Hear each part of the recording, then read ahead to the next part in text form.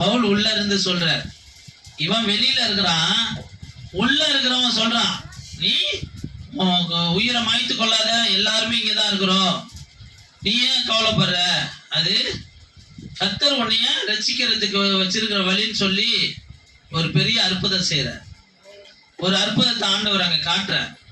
அப்போ இங்க என்ன புரிந்து கொள்றோம்னா, நம்ம அடிமையா எங்க வேணாலும் அடைக்கப்பட்டிருக்கலாம், ஆனா அங்க நம்மளுக்காக சத்தம் எடுக்கிறதுக்கு யார் இருப்பானா, நம்மளை அடிமையாய் வைத்தவனே அங்க நம்மளுக்காக கதறுகிற இடத்துல இருப்பான்.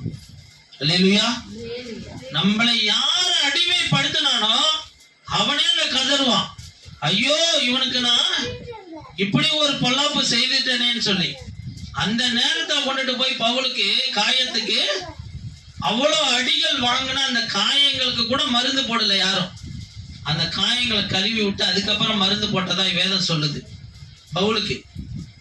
அப்படிப்பட்ட ஒரு ஜீவியம் தான் கர்த்தருக்கு மகிமையான ஜீவியமா இருக்கு. இங்க தானியேல் அப்படிப்பட்ட இடத்துலதான் இருக்கிறான்.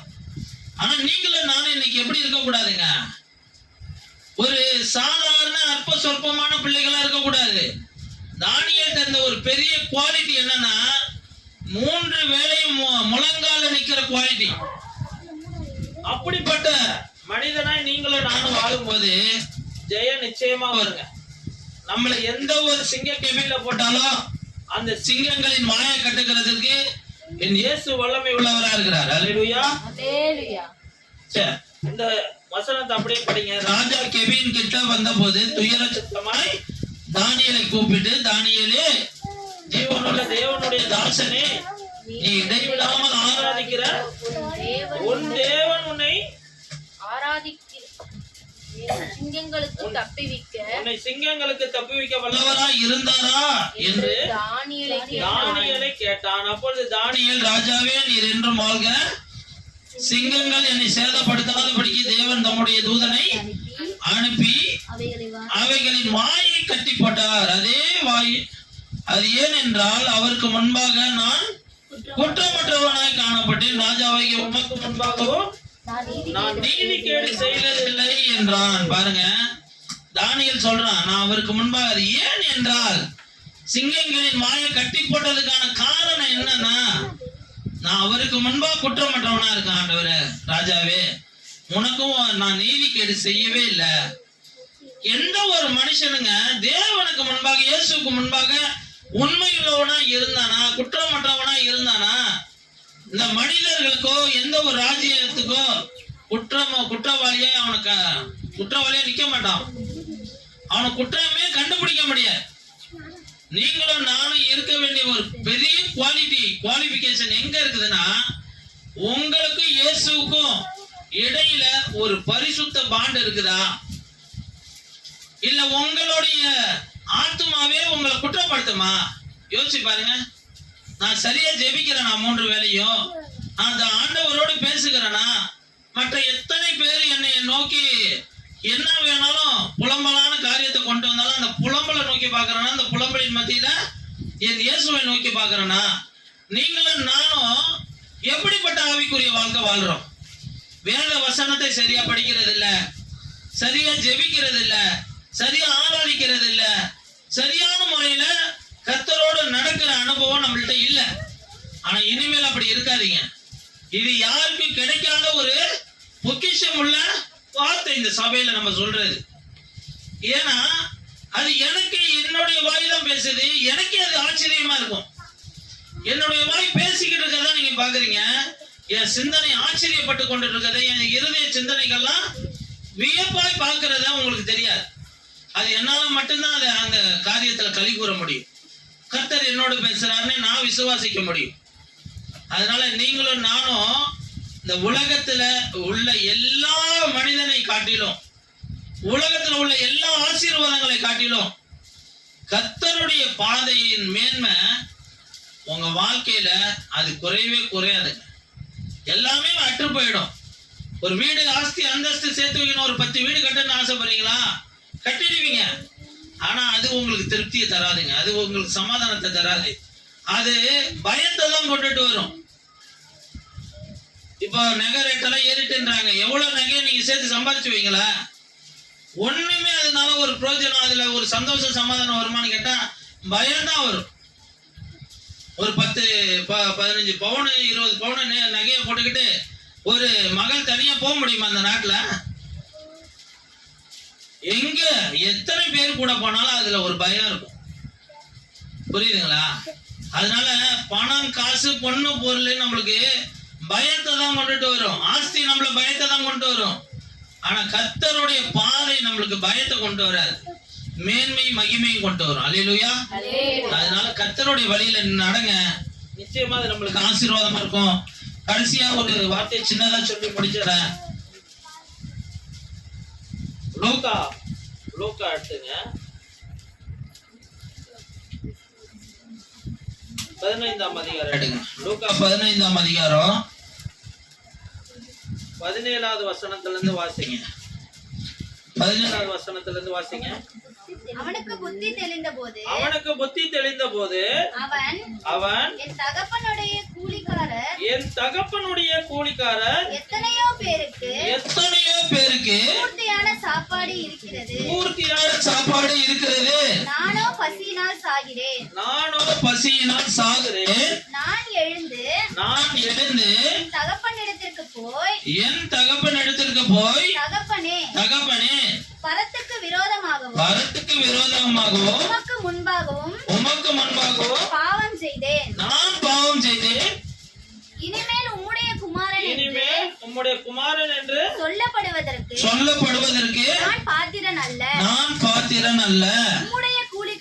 உம்முடைய கூலிக்காரரில் ஒருவனாக என்னை வைத்துக் கொள்ளும் என்பேன் என்று சொல்லி எழுந்து புறப்பட்டு தன் தகப்பனிடத்தில் வந்தான். போதும் சிஸ்டர்.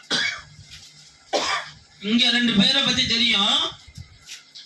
இங்க ஒரு தகப்பனுக்கு 2 குழந்தைகள் இருக்கிறாங்க. ஒரு பெரிய பையன் இருக்கிறான், ஒரு சின்ன பையன் இருக்கிறான். பெரிய பையன் அப்பாவோடைய இருக்கிறான். சின்ன பையன் எனக்குரிய எல்லாத்தையும் ஆசீர்வாதத்தையும் கொடுங்க, எல்லா ஆஸ்தி அந்தஸ்தையும் கொடுங்க அப்படின்னு சொல்லிட்டு தூர தேசத்துக்கு போயிடுறான்.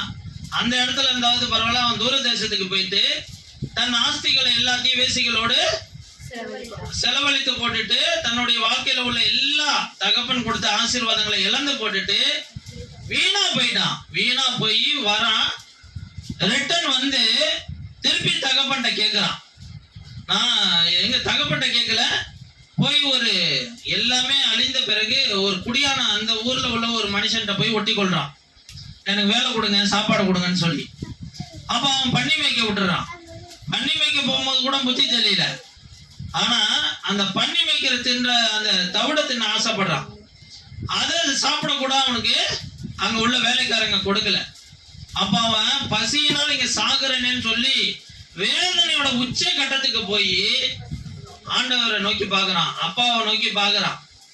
அப்ப அந்த நோக்கி பார்த்ததுனால என்ன அவனுக்கு வந்த பலன்னா, அவன் எழுந்து புறப்பட்டு வரான்.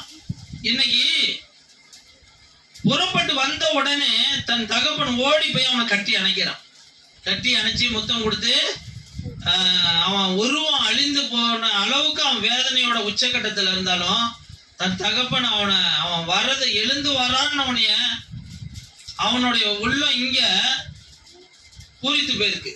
அதனாலதான் அவன் தூரத்துல இருந்து வரும்போது உடனே ஓடி போய் கட்டி அணைச்சி அவனை முத்தம் கொடுத்து உயர்ந்த வஸ்திரத்தை அவனுக்கு உடுத்தி அவனுக்கு பாதரட்சையெல்லாம் போட்டு விட்டு புது செப்பல்லாம் வாங்கி கொடுத்து மோதிரத்தெல்லாம் போட்டு விட்டு அவனுக்கு கொளுத்த கன்றெல்லாம் அடித்து கொண்டாடுறான்.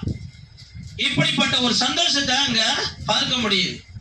ஆனா அவன் செய்தது என்ன அப்படின்னா, அவன் ஆஸ்தி அந்தஸ்து வாங்கிட்டு போய் செலவழிச்சாலும் அவன் புத்தி தெளிந்து வரும்போது புலம்பலை எதற்கு ஆண்டவர் அனுமதிக்கிறார்னா, புத்தி நல்லா ஜெபிக்கிறவனுக்கும் புலம்பலை அனுமதிக்கிறார், நல்லா ஜெபிக்காதவனுக்கும் புலம்பலை அனுமதிக்கிறார்.